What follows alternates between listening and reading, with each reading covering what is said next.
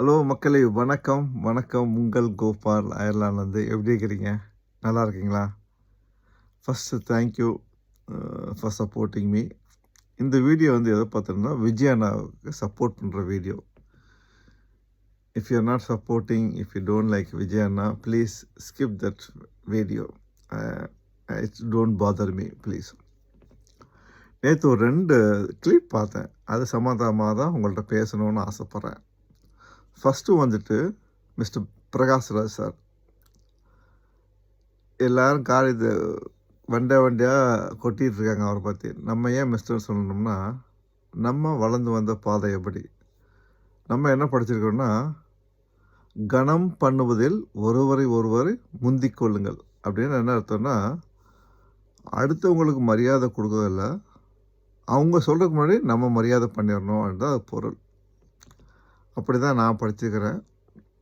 அப்படி தான் கனிவாகவும் இருக்கணும். மைனஸ் அண்ட் ப்ளஸ் இருக்கலாம். ஆனால் இவங்களுக்கு வந்துட்டு பணத்துக்காக மட்டுமே வேலை செய்கிற மக்கள். ஓகேங்களா? அது ஏன் சொல்கிறேன் அப்படின்றத சொல்கிறேன். பிரகாஷ்ராஜ் சார் வந்துட்டு நெஞ்சை தூக்கி, நீ உனக்கு அது தெரியுமா, இது தெரியுமா, என்ன மாதிரினாச்சும் நீ உனக்கு அரசியல் பேசியிருக்கிறியா, வச்சிருக்கிறியா, உங்கள்கிட்ட போயிட்டு நான் நாட்டை கொடுப்பேனா, அப்படி இப்படின்னு பேசுகிறாரு. பேசி முடிச்சுட்டு தான் பெரிய விஷயமே. அங்கே தான் ட்விஸ்டே இருக்கிற மாதிரி போய் உட்காந்துட்டு மிஸ்டர் சேகர் பாபு மினிஸ்டர்கிட்ட போயிட்டு, சார் நான் கரெக்டாக பேசுகிறேன் அப்படின்னு கேட்பார். எனக்கு அதுக்கு பார்த்தோடனே சிரிப்பு தாங்க முடியல. உடனே அவர் சொல்லுவார், இந்த ஆட்சி கொஞ்சம் நல்லா இருக்குன்னு சொல்லுங்க அப்படின்றது.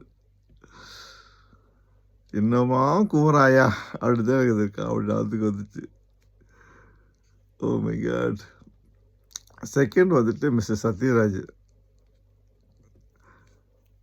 உண்மையிலே இந்த ஒரு சில படங்கள்லாம் அது இந்த மாமன் மகன்,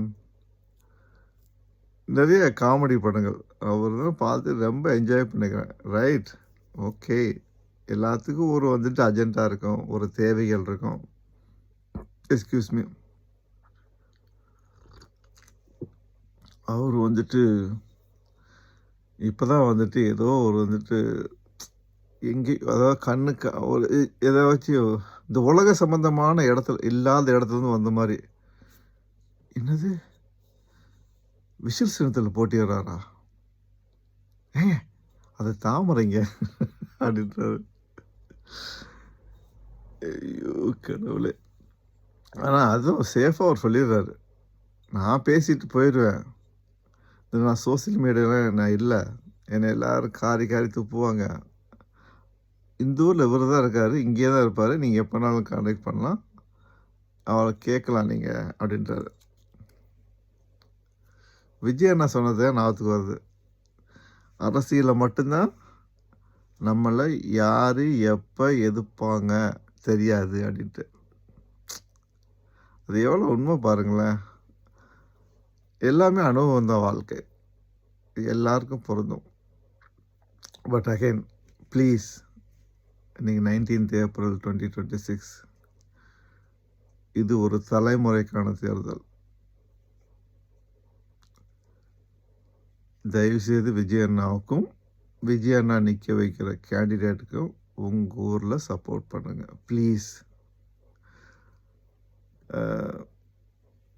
நீங்கள் மட்டும் இல்லை, உங்களால் ஒரு 4 பேர் விஜய் அண்ணாவுக்கு ஓட்டு போடணும். விசில் சனத்தில் ஓட்டு போடுங்க. ஓகேங்களா? தேங்க்யூ.